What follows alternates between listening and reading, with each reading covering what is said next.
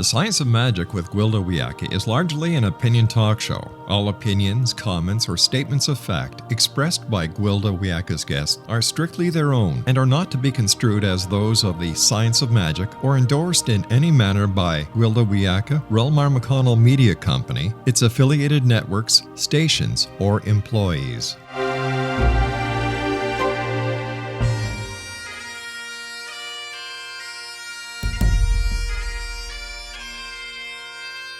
Welcome to the Science of Magic with Gwilda Wiyaka, a program dedicated to uncovering the unified nature of reality and humanity's ever-evolving place as truly galactic beings.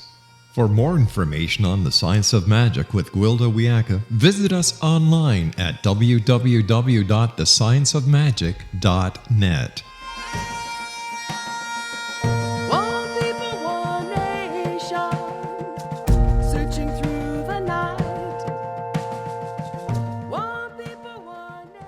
Welcome to the Science of Magic, a place where science and magic come together to transform fact into evolving truth.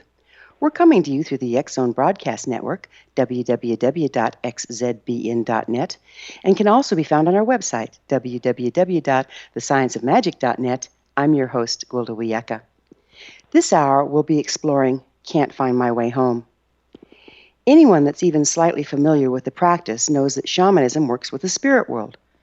But few are aware the so-called spirit world is actually varying degrees of the quantum level, which, by its very nature, is extremely multidimensional. What we perceive there is totally dependent upon which bandwidth of frequency we're focused on, and how that frequency is interpreted by the mind. At one bandwidth, we might not be aware anything is amiss. At another, we may experience a demon ready to devour us. While at yet another, the same apparition may appear as a pathetic spirit that's simply lost its way. If our perception is from a higher, less polarized level, we may become aware of a frequency that's simply out of the natural order and in need of correction. Everything is ultimately expressed as frequency. How we experience it is based upon our focus and training. Most of us see with the five senses and delineate our reality accordingly. This is much like observing a black and white photo of a blade of grass and believing you understand the entire planet. As of late, there's been much interest in ghosts. Ghosts exist in bandwidths of frequency that are above what most of us perceive as physical reality. However, all ghosts aren't dead, and all dead aren't ghosts. I first became aware of this while teaching a workshop at a retreat on what had been an old Amish farm. Many of my gifted students reported seeing a ghost of a woman on the property. When I approached the spirit and offered to take her home, she was willing enough, but when I tried to cross her over, she informed me she was not dead. I later discovered her husband had sold their farm, and they moved elsewhere. She'd loved her old home so much that part of her stayed there, even though the rest of her was alive somewhere else. On the other hand, when my mother died, I helped her cross. I saw her enter the light, yet she shows up frequently now in spirit form to help me with my work. Having crossed and dropped her robes, or old patterns and damage, my shamanic teachers would say my mother is now a reliable source of information. I can safely trust her guidance as a helping spirit, because she's neither ghost nor a haunting. But what is she really? A disembodied spirit or a metaphor? Where is she really? In heaven or in my DNA? It all depends on where I'm focused and what bandwidth I'm reading. Ultimately, as we access the higher, less polarized frequency, everything that's ever been or will be is one. It all exists in the same time and place. At times, I could be considered a ghost. As a shamanic practitioner, I'm able to become spirit and bilocate. That's to say, though I'm alive and well in my body, I can move my awareness and a goodly amount of my frequency elsewhere. Because I can bilocate with a fair amount of my frequency on deck in spirit form, I'm also able to make change in the frequencies in the location I travel to. Be it Reiki or shamanism, this is the basis behind long-distance healing. When I travel outside of my body, I have to be mindful of focus, as I'm outside of time and space. I may know where I am, but not when. As I perfected the form, there have been numerous reports of my clients being aware in the room when I do long-distance work. One even reported that her 3-year-old daughter pointed to me where I stood over my client in spirit, calling me an angel. Now, that's not something I'm often accused of. We all bilocate to one degree or another. I've simply been trained to do it consciously with intent. When someone with a fair amount of natural ability thinks of me, I can perceive them in the room with me. As with all spirit work, the key in bilocation is being sure one finds their way home. Least parts of us becomes one of the ghosts we seek. Our guest this hour, Joe WEIGANT, has been a police officer for 20 years and a financial crimes detective for the last 4. He's practiced martial arts since 1987.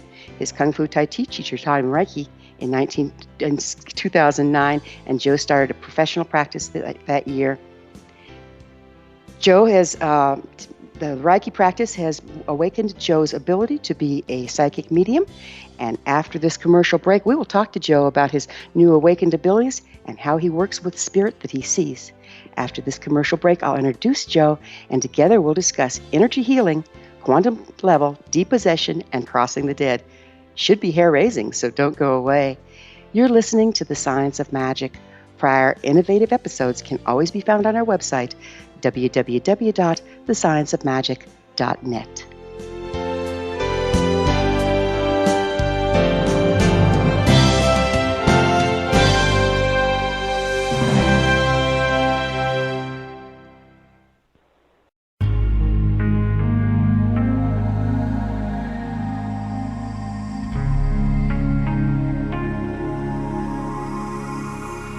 The scientist and the mystic have been on an age-old, relentless search with one thing in common.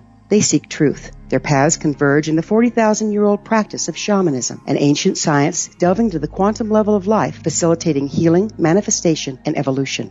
I'm Gwilda Wiyaka, the founder and director of Path Home Shamanic Arts School, a unique Colorado State-certified occupational school, training shamanic practitioners and teachers. We also provide classes for empowering personal lives through shamanism. Our certification classes are in week-long segments enabling international participation, and online classes and long-distance shamanic healing sessions are available. Come discover the science of magic in the limitless world of shamanism. www.findyourpathhome.com.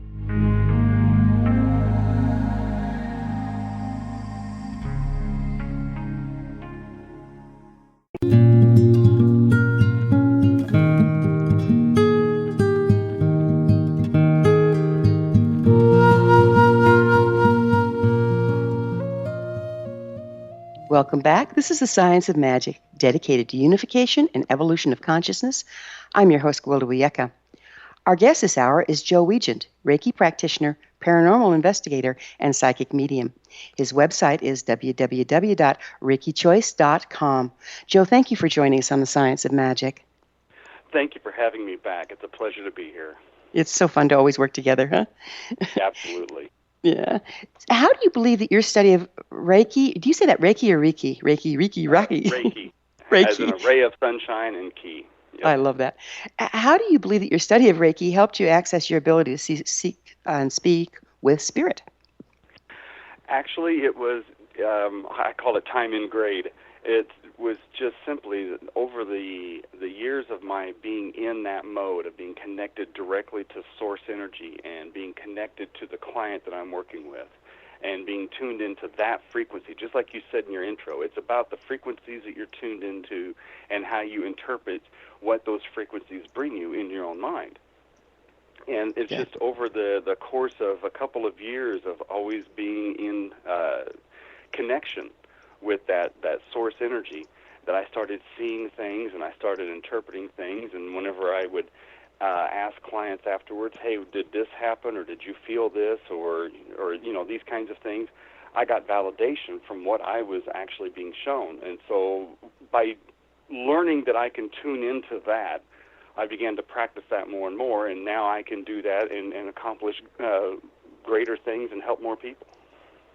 Got it. So when you're working long distance, like we were talking about, do you pull? It's all semantics, I know, but do you tend to go where your client is, or do you work surrogate within where you are? Actually, I've done it both ways. I had a client that called me some time ago from Indianapolis, and I'm in Evansville, so it's about at least a 3-hour drive. And he called up. I've worked with him before when he's come down to Evansville, and he said that he was having a very serious acute illness going on, and his left leg was swelling up with fluids. He was having a localized edema, and he could not get it to go down. So I, took note of all of his symptoms and what was going on, and I said, okay, go sit down for a little while, hang up the phone, don't think about anything. I'm going to be working on you from here.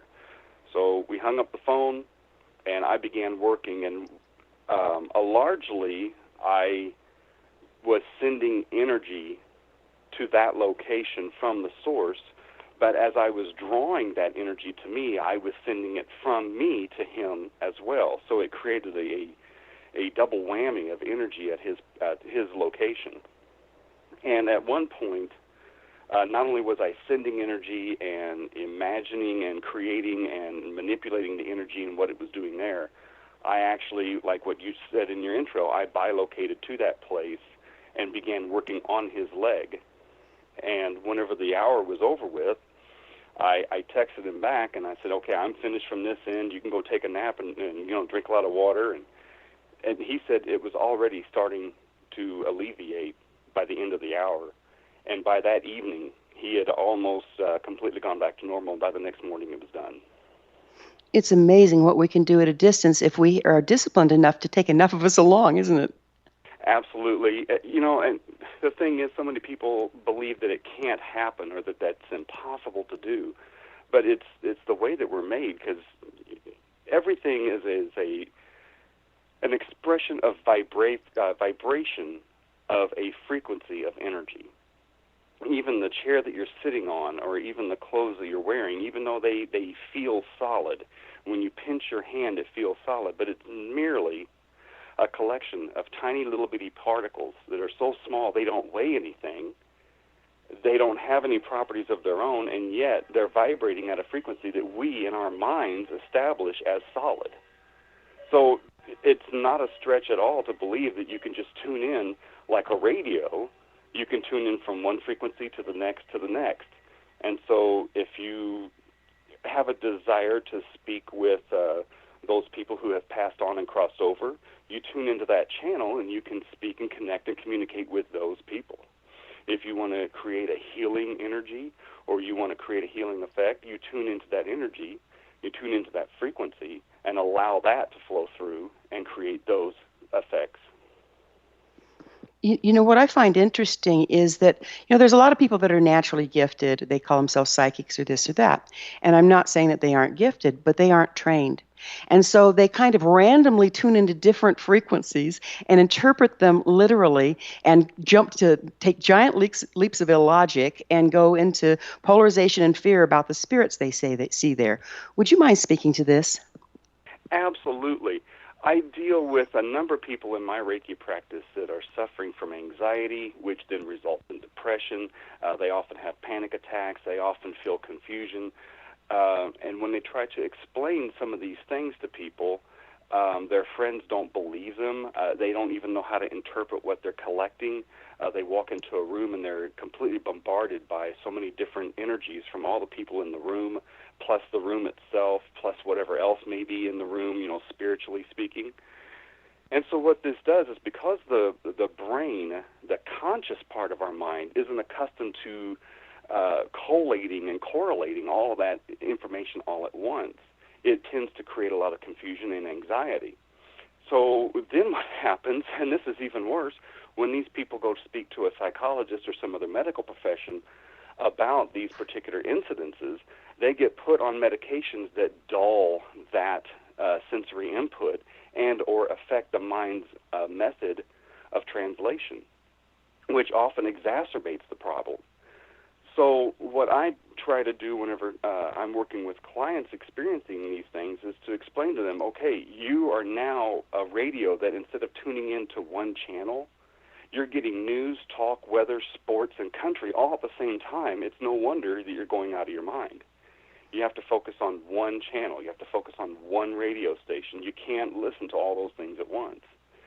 And so whenever people learn to tune into one channel and tune into something that they actually really want to receive and blot out all the other things from coming in, their focus improves, their skills improve, and their levels of anxiety and depression decrease.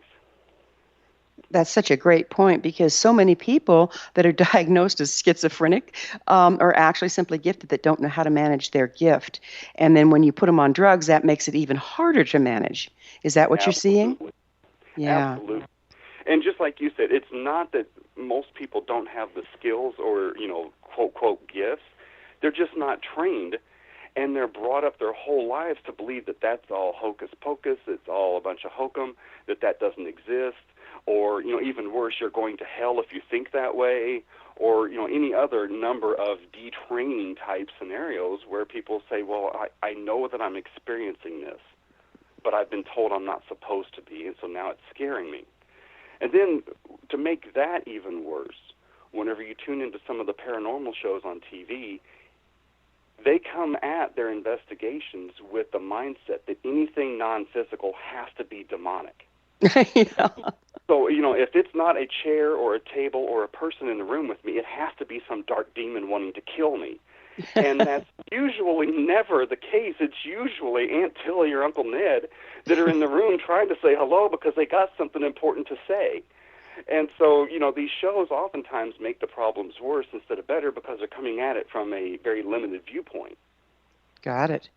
So, Joey, how do you personally perceive spirits? Do you actually see them in the room or in your mind's eye or in the landscape of your imagination? The answer is yes. The answer is yes, because it's all the same. My imagination is my mind's eye, just like all of us. And whenever we subconsciously sense disruptions in the normal fabric of our experience of this world, how we interpret those disruptions is very important. So if I walk into a room and I notice that there's an energetic disruption in that room and I try to focus in on that energy, it will either appear to me as, a spiritual guide, an angel, or a deceased loved one, or a guide for somebody else in the room, whatever it may be, because now I'm focused in on what I picked up as a disruption. Some people who just simply haven't been trained will either A, not notice the disruption, or if they notice it, they don't know how to interpret what they're seeing because they just haven't been taught how to focus in on one particular frequency. Got it. So they get confused and then they take it and run, yes? Absolutely. Absolutely. Amazing, amazing. So, would you tell us the difference between, we were talking about spirits, like of people that have crossed, but then you also mentioned helping spirits and guides. How can you tell the difference? The way that I interpret information, and this is me personally, a lot of other people may also be doing this, but this is the way I do this.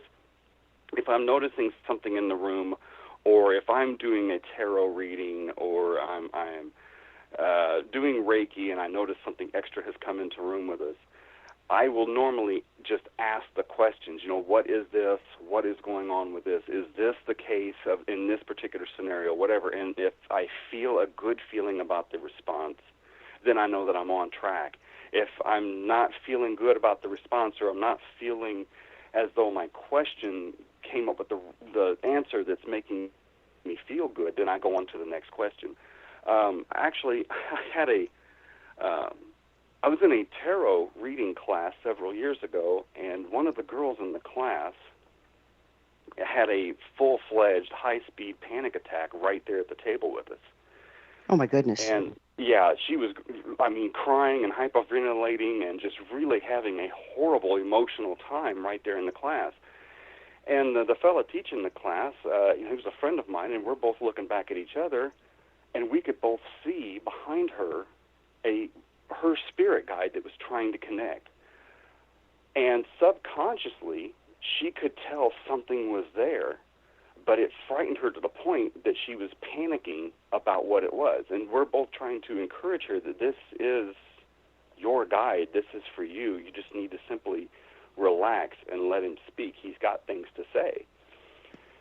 And it took us about 20 minutes to get her, to calm down, and then get her to finally tune in and focus in on what was actually there for her to begin with. But the both of us could see this in the room, and it was standing behind her, and she's like, I know that it's there, I just don't know what to do about it. So we literally had to, just sit down with her and just walk her through this process. And once she got to that point where she could accept that this was a spirit guide, this was a helping spirit, then she began to connect with this in a way that she was able to, make leaps and bounds in her spiritual life and in her psychic life, and be able to better understand things that were going on around her. So, yeah, those things really do happen. People subconsciously pick up on things that their conscious mind can't process yet, and it creates a great deal of confusion. Yeah, confusion and angst, and how lucky you were there. We're going to have to take a little break here, Joe, but we'll take up with this on the other side because it's pretty fascinating. Joe and I will return to our discussion after this short break. You're listening to The Science of Magic at the X-Zone Broadcast Network, www.xzbn.net. I'm your host, Gwilda Wiyaka. Previous broadcasts of thought-provoking episodes can always be found on our website, www.thescienceofmagic.net. We will be back, so don't you go away.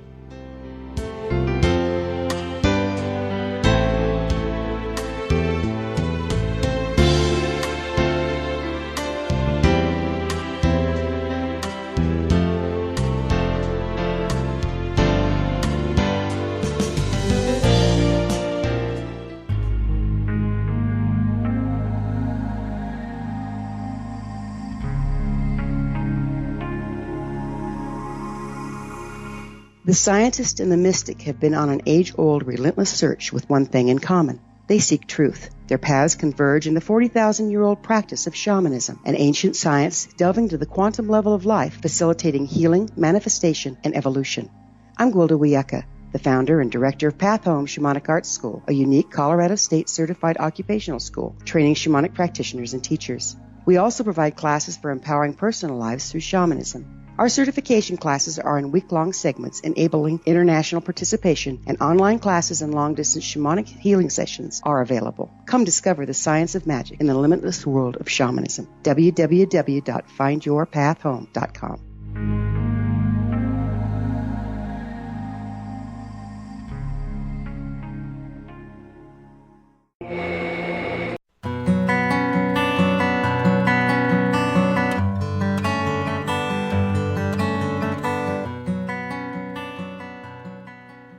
Welcome back. This is The Science of Magic, a place where magic and science come together to promote enlightenment. I'm your host, Gwilda Wiyaka. Our guest this hour is Joe WEIGANT. Joe, we were just starting to talk about how many of us are approached by spirits that are here to help us, but it just freaks us out, and how unusual it is that someone's there that can also see and talk us through it. What advice do you have for people that feel that something's kind of stalking them, but they don't know what it is?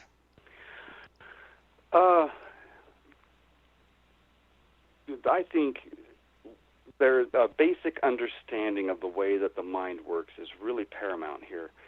The subconscious mind is kind of like the part of the iceberg that's underwater, and our conscious mind is that little bitty part that we see above the water's surface. Our subconscious mind, whether we're awake or asleep, is always processing all the frequencies of the universe, and it's cataloging it, and it's correlating it, and it's discerning what it is, and when it finally sees something that's important for us to know about, it will put that information up toward the conscious mind where we can process that in a waking state and deal with that in this world. So whenever people are noticing that there's something in the room with them, or that the energy is not right in a place, or they just don't feel right in the basement, or they just feel like what you said, there's something stalking them. What that is their subconscious mind has processed this information and now has sent this information to the conscious mind to be further processed and to be acted upon. So what I try to do with people who are experiencing these kinds of things is to teach them about how the mind itself works, and then teach them how to focus in on those frequencies that the subconscious mind is alerting us to be able to better understand what it is that is near us or approaching us or around us. Actually, tonight I have a job to do that is exactly along these lines. I got a call from a friend who says that she has a friend of hers who feels that he is being possessed or invaded or taken over by something very dark and scary, and he is very frightened. She says that she has seen something change in him and is seeing something that is not right about him as far as his energy is concerned.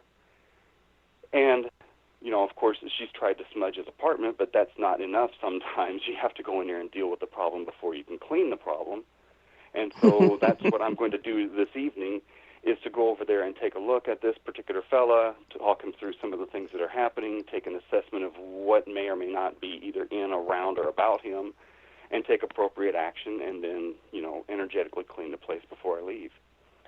Wow, that's a beautiful service, and the what I'm impressed with here, Joe, is the way that you're able to counsel people as to how what they're picking up is not necessarily a bad thing. It's just being interpreted in a way that's scaring them. Absolutely. It's always the unknown that is frightening.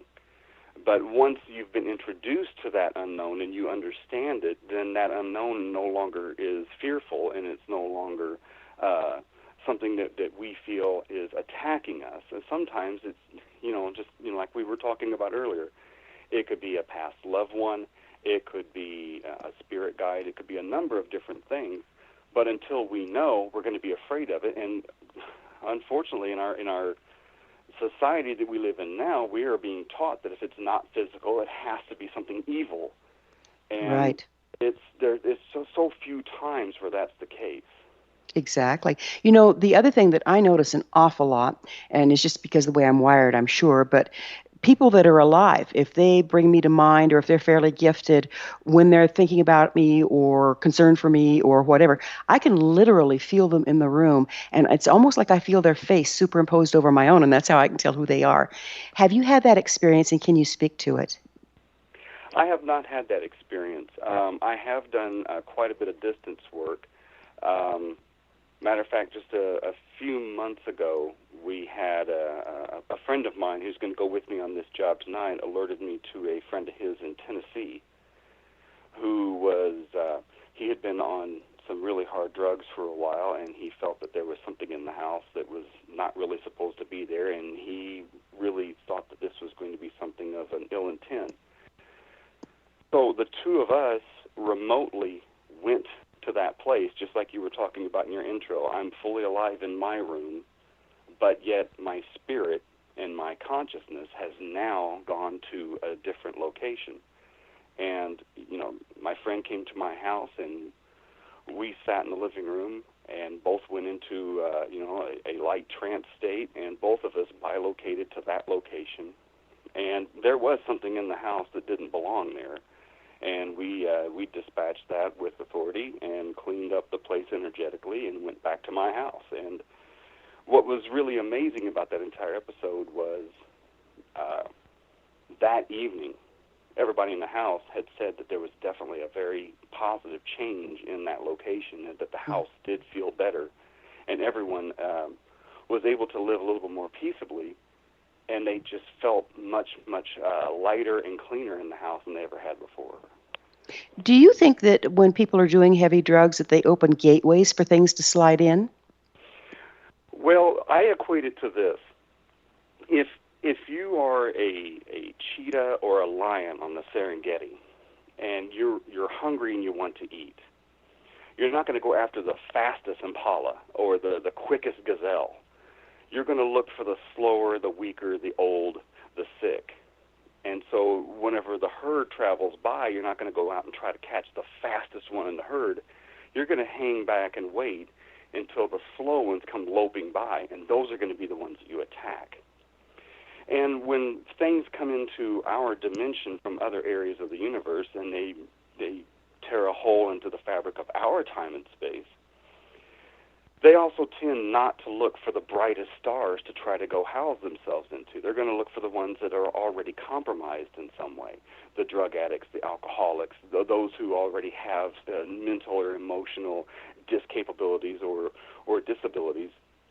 And so they're going to set up shop in those people because it's just easier to move into. You're not going to go and try to find the nearest preacher or Catholic priest to go set up shop in if you're something that's dark or sinister or something that's just, needing emotional energy to survive because there's just too much light in there. So I think those people who are doing drugs open themselves up to becoming victims, but I don't think that they're intentionally or even unintentionally calling things into them. I just think that they're the slowest gazelles in the pack. That's really well put. Well, I hope I stay a young gazelle for a long time, right? I mean, yeah, so do I. I hope that my bulb never burns out. I don't want to be the slow gazelle. That could be a really bad fate. What's really tragic, however, is that some of these people who are doing drugs are experiencing the kinds of things that we're talking about on this show, that their subconscious mind is picking up on things. Their conscious mind hasn't been able to interpret it. They don't understand what is happening in the room around them. Sometimes they're being contacted and they just don't know what to do with the information, and they use drugs to suppress those things so they don't have to be afraid of them anymore, which then makes them the slowest gazelle in the pack, leaving them open to attack by things that might not have the best intentions in mind. So it's a really horrible spiral, cycle of destruction. Yeah, vicious circle, absolutely. Sure explains bad acid trips, doesn't it? Oh yeah, absolutely. Another thing that I've noticed when working in spirit, and this is something that I wrestle with a bit, is when you're going from one place to the other, you can start to slipstream in time. And it's been pretty amazing to me how, time is so fluid. Can you speak to that? I read a wonderful interpretation of the fluidity of time, that, time and matter are constructs of our collective consciousness. And the greatest way, and I don't remember the author of this book or this article that I read, but they said if you don't think time stands still for a little bit, sit on the couch and close your eyes. And keep them closed for about 30 seconds. And then open your eyes and look at the nearest clock. And if it has a minute hand moving, or if it's a digital and it's counting the seconds by, look at it. And you'll notice that minute hand or that second hand will stay still for like 3 or 4 seconds of time before it finally starts ticking again. Or if it's a digital clock, it might be on 13 seconds, but it'll stay there for what your mind perceives to be 3, 4, or 5 seconds, and then all of a sudden it'll be 14 seconds, 15 seconds. So our minds collectively have created time. Actually, I read an article just last year that quantum physicists have actually frozen light. They've held light still for a fraction of a second, and they did this by, creating 2 panels that they passed light through that had different properties, and light literally stopped for a fraction of a second before it traveled on. So good heavens, this quantum universe that we live in is a projection of our collective consciousness, and we're the ones who dictate the rules of what happens here. Time is a fluid, relative item that we have all agreed to choose to live by. It's just a measurement of relativity, actually, isn't it? Like where the planets are in relationship to each other. Isn't that the purest definition of time? Absolutely. And, well, whenever you're talking about planets moving among one another, time is simply a matter of relative distance and speed. Exactly. Because if all the planets stood still, there would be no time, because their time is only measured as a relative distance and a relative motion and a direction of motion. It's the vector of the planet's motion that creates that time. And that's why quantum physicists talk about when you get close to a black hole, time changes. You age at a different rate. Time goes different on the planet than it does outer space close to the black hole. Have you looked at that at all? I have not, but I can agree that black holes are a function of gravity. That gravity becomes so strong because of mass being so heavy at that one location that even light cannot escape that gravitational field. But gravity is so confusing that amongst the 4 physical forces that we know of, no one, when Einstein created his papers in 1905, no one since then has been able to correlate gravity within the other 3 forces. which is why we have the Hadron Collider, which is why we have all these experiments with the double slit experiment and quantum entanglement and all these other things, because we're trying to figure out how does gravity work, because gravity is also a construct. An atom by itself is made up of little bitty tiny little particles that really don't weigh anything, and they're being held together only by pure 100% energy. But if you put enough of them together, suddenly your chair becomes hard to pick up. Yeah, they get mass. Mass has gravity, and there we have it. There we are, and somehow each year my gravity seems to pull harder on me, and I think it's just a function of, gravity as more than my weight, actually. I absolutely hear you there. That's my story, and I'm sticking to it, too. Hey, that's the way. It's not because I eat too much. It's because gravity pulls harder on me than you, okay? We're going to have to take a break, Joe. We'll get back on this one on the other side. Joe and I will be back on the flip side of this commercial break. You're listening to The Science of Magic on the X Zone Broadcast Network, the place where altruistic professionals of science and the esoteric create common ground for the betterment of our world. You can always listen to our previous transformative broadcasts on our website, www.thescienceofmagic.net. This is the X Zone Broadcast Network, www.xzbn.net.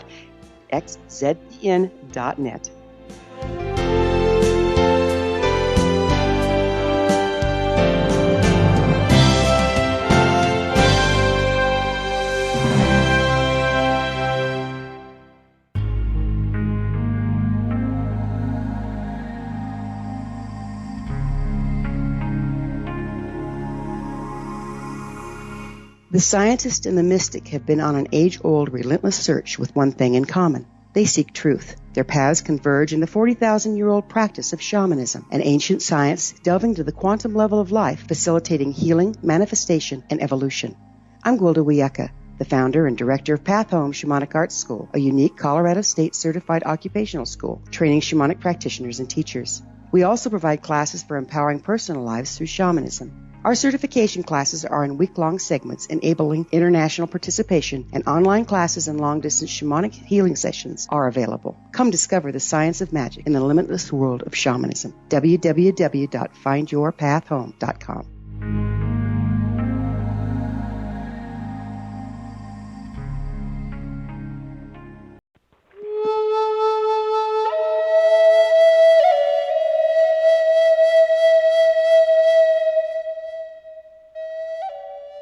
Welcome back. This is The Science of Magic, bringing together gifted people of service to the world.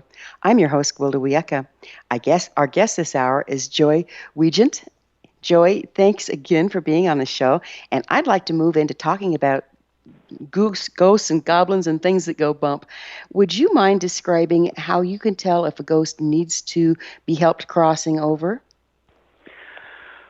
Absolutely.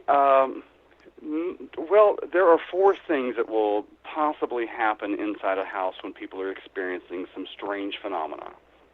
The first is a residual energy. This is a recorded incident that happens inside of a structure, whether it's a person who lived there for a very, very long time, and whenever they go, another person moves into the house, and they can still see that person in the home. That may not be an intelligent moving ghost inside the place, but it's a recorded piece of energy that is now in the building. Yes, I call those traces, and they're really different, aren't they? They are different because they cannot be communicated with. They're just simply a recording. Mm-hmm. And you can get these kind of things picked up in churches, funeral homes, hospitals, and things like that. There's so much of the same kind of energy in a church or a funeral home that when you walk in, you feel that energy. But whenever you're going into a home that's experiencing some things, and they say, well, I'm seeing this same old lady walking, down the hall every day, well, that's because she lived there for 70 years, and, well, her energy is now imprinted on that house. Gotcha. The second is what I call visitors. These are people who have, they've passed on, they've dropped their mortal coil, and they crossed into the light, and they are allowed to come back and visit this plane of existence because we're only a few frequencies away from each other, and they walk among us all the time. And sometimes those who are close to us have things that they want to say or they want to leave behind some messages, and so they will be in the space and their presence can be known and felt. The third kind I call trapped ones. These are the people who have laid down their mortal coil, but they never went into the light. And there's about a dozen reasons why some people don't go into the light. Sometimes it's because of anger, sometimes it's because of attachment, sometimes it's fear of judgment, sometimes it's unfinished business. But for whatever reason known to them, they decided not to go into the light and onto the next phase of existence. And so they become trapped in between worlds. They're no longer physical, but they're not where they're supposed to be. They're in between phase. They're in between two different radio stations, and they're basically static. Now, these are the kinds of things that cause problems in homes because for them, our construct of time has literally stopped for them. They'll still be in the same period clothes that they left the earth in, but now they are insanely either jealous, angry, or upset, or whatever at those who are still living here. And so whenever you have someone who moves into a house that was, built several decades ago, and they start tearing out walls or painting things, they start stirring up all this energy because now this person who is attached to the house is lashing out. Mm-hmm. So when I go into a home, I have to figure out which of these things is happening. And how I do that is I walk in and I sense the energy, and each one of them has almost like a different frequency or a different radio station. And depending on if they are an intelligent energy source where they can actually communicate back, then that's when I start determining, okay, are you here because you're leaving a message, or are you here because of another purpose? I recently did a house down in Henderson where there was an old man who was a drunk, and he was an abusive person.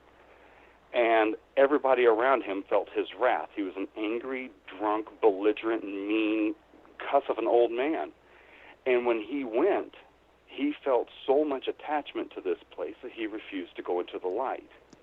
And more people kept moving into and out of the house until finally the people who live there now called me and said, we have an issue, and I think you're the person to come fix it. Well, I had to go into trance state and try to convince this angry old man to go into the light, and it took quite a bit of psychology to convince him that that's where he needs to be, and where he is now is not where he needs to be. And so it took quite a while and quite a bit of energy to convince him that that is the natural progression of things. This is where he is supposed to go, and that is where his next duties are to perform. And he finally went into the light. And as soon as he did, the homeowner sitting next to me on the couch said, oh, my goodness, the room just changed. And I said, yeah, because this angry old guy isn't here anymore. He went into the light now. And, I'm exhausted. I want a pizza. So they said immediately afterwards that the house felt completely different. The people who were there to visit were able to visit more frequently because they had purpose.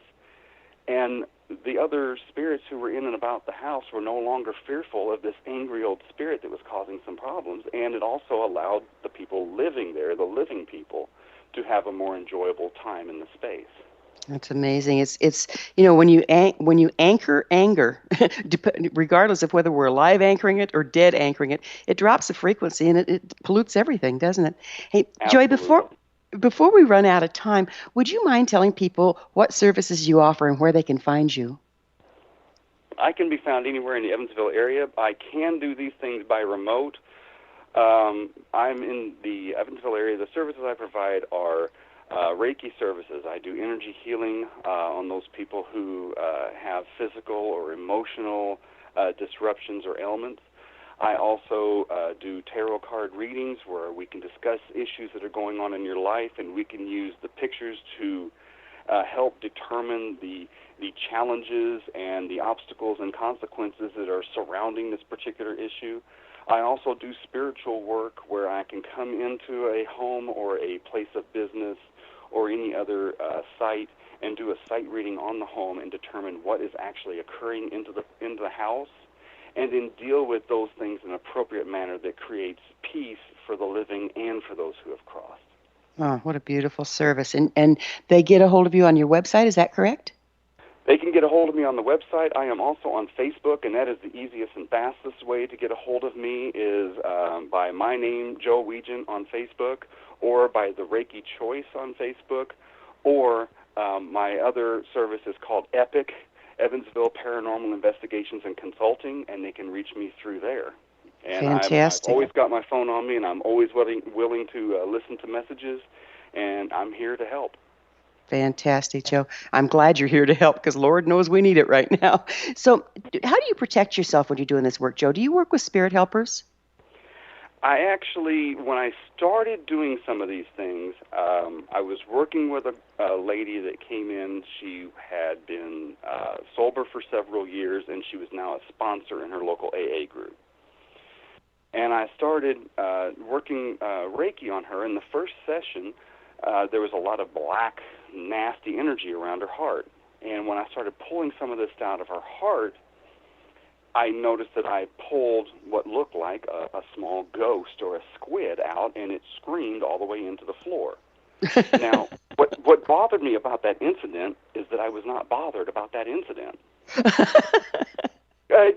I watched this happen, and I'm going, I know this really happened. I know I saw this going on, and I just kept on working. It didn't bother me. So I got home later, and I consulted some people that I know, and my teacher said, well, welcome to the club. This is what you're going to be doing for a while. And so I started pulling more and more dark, nasty things out of people. And then I noticed that the bigger they were, the more time that they'd had inside of someone, they started actually fighting back. So after one of them had attacked me back and wrapped itself around my hand as I was trying to remove him, I called on the Archangel Michael. Gotta love that guy with the sword. Oh, that's exactly what he did. He came in with the sword and swooped in over my shoulder and commenced to immediately dispatching this thing. Well, if anyone who's ever dealt with him, the man is a taskmaster. He stands next to me and crosses his arms over his chest, and he says, you know this is your job, right? And I said, yeah, but I don't have the skills you have. And to which he replied, well, yeah, you do. And we went into a long conversation, the two of us, over the course of several of these kinds of incidents, which began to get stronger and stronger and stronger. And I asked Michael one day, I said, okay, some of these things have the tendency to kind of hang on and follow you home, and I really I don't need that in my life. And Michael, he looked at me and he said, look, we can't, me, us, and my helpers, we can't sit from where we are and just clean the world of this stuff instantly. We need people-to-people contact. We need people to help other people individually. And that's where you come in.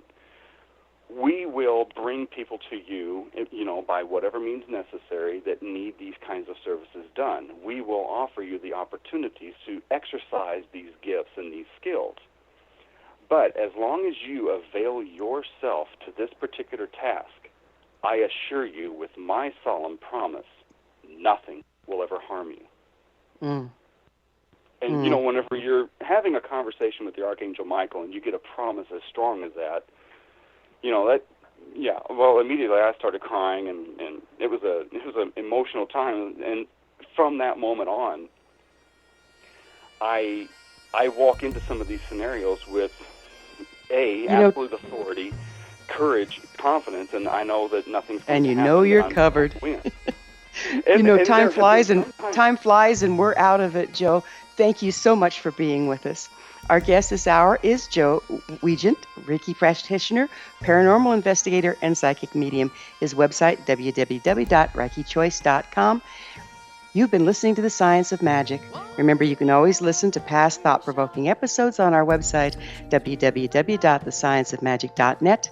Until next time, dear ones, may you be blessed with knowledge, comforted with love, as you explore the multidimensional land of spirit. One people, one nation.